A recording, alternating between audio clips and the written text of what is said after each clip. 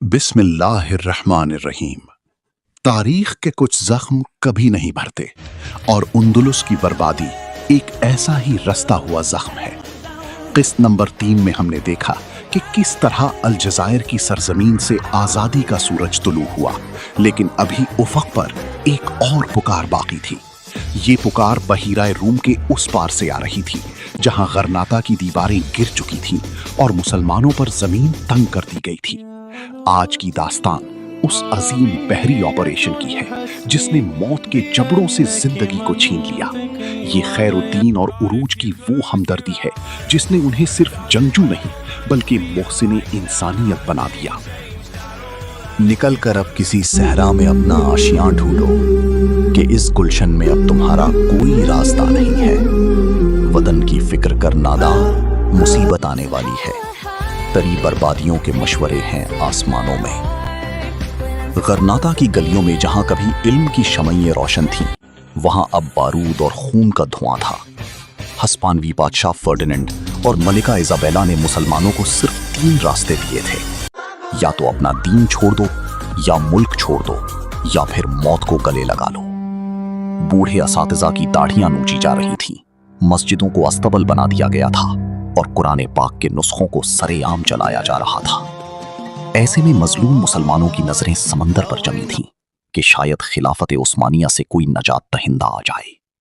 جب اندلس کے مسلمانوں کے خون آلود خطوط الجزائر پہنچے تو عروج پاشا اور خیر الدین کے چہروں کا رنگ بدل گیا۔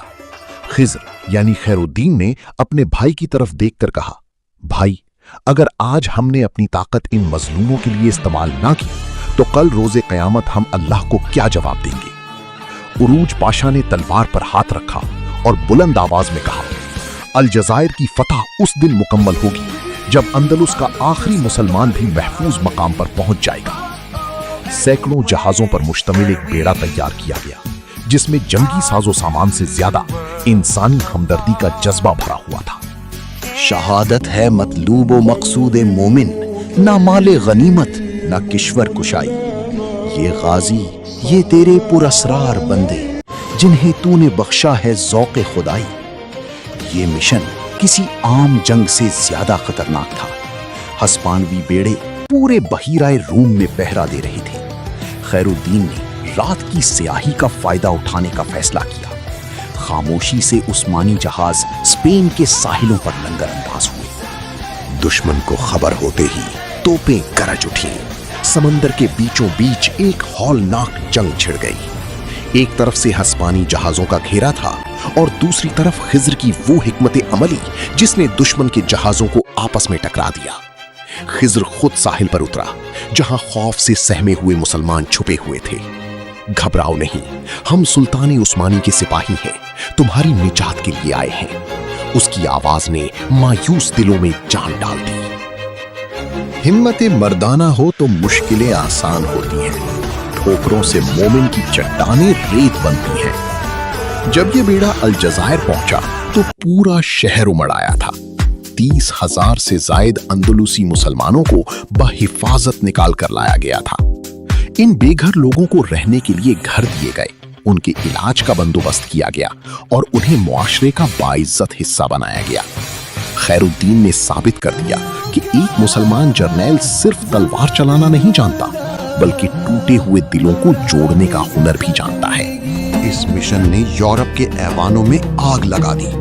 پوپ اور ہسپانی بادشاہ اب سمجھ چکے تھے کہ جب تک یہ سرخ داڑھی والے بھائی سمندر میں موجود ہیں، عیسائی دنیا کی بالادستی قائم نہیں ہو سکتی۔ ایک عظیم الشان صلیبی اتحاد کی تیاریاں شروع ہو گئی تاکہ باربروسا کا نام و نشان مٹا دیا جائے۔ اندلس کے مسلمانوں کو تو بچا لیا گیا، لیکن کیا باربروسا بھائی اس آنے والے طوفان کا مقابلہ کر پائیں گے؟ کیا یورپ کا متحد بیڑا ان 2 بھائیوں کی طاقت کو کچل دے گا؟ اگلی قسط میں دیکھیں جب سمندر کی لہریں بارود کے دھوئیں سے سیاہ ہو گئیں اور خیر الدین نے سلطان سلیمان عالی شان کے دربار میں قدم رکھ کر تاریخ کا نیا رخ متعین کیا۔ توحید کی امانت سینوں میں ہے ہمارے، آسان نہیں مٹانا نام و نشاں ہمارا۔